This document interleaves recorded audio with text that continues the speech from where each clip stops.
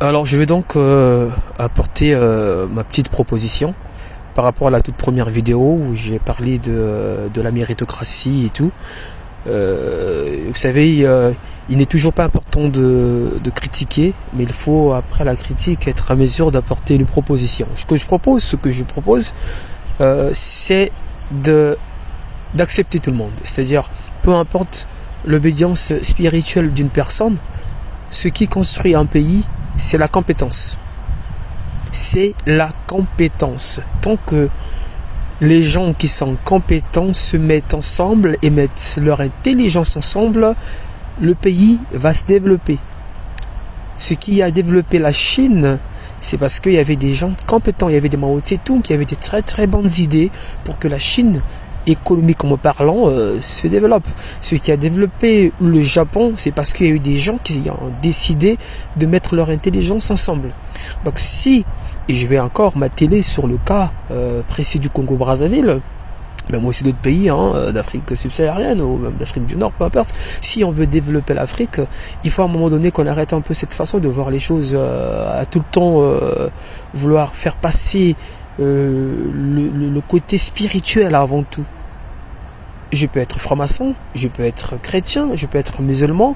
On peut travailler ensemble avec des idées spirituelles tout à fait différentes, mais avec un seul objectif, c'est de changer le pays. Avec un seul objectif, c'est de développer le pays. On ne va jamais développer le Congo. On ne va jamais développer le Congo, Brazzaville, si on est tout le temps là à chercher à comprendre l'obédience spirituelle de tout un chacun. On peut être dans un gouvernement, le gouvernement, je veux dire, peut être formé des chrétiens, des musulmans, des francs-maçons. On s'en fout. Ce qui est important, c'est qu'est-ce qu'on va apporter pour changer le pays. Ceux qui sont dans le domaine de la technologie, ils peuvent apporter la pierre à l'édifice dans le domaine technologique. Ceux qui sont dans l'informatique, dans le droit, dans le bâtiment, chacun apporte ce qu'il peut pour le changement du pays. Et ça, c'est très très important. Il faut à un moment donné qu'on prenne conscience de cela. Plus on va valoriser la compétence, on va construire des universités, plusieurs universités. Vous allez voir que peu d'étudiants vont aller à l'extérieur. La construction ou encore la création de plusieurs universités est l'expression de volonté de mettre en avant le savoir, de mettre en avant la compétence. Le savoir, c'est ce qui change une nation. La compétence, c'est ce qui développe une nation. Donc, commençons d'abord à valoriser la compétence.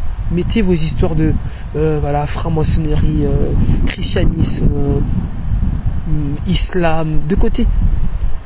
Moi, je pense que le spiritualisme relève de l'intimité d'une personne avec son Dieu. Et la compétence apporte le changement pour le bien de toute une nation, de tout un peuple. Voilà, c'était tout ce que j'avais à dire comme suite de la toute première vidéo. Je vous remercie.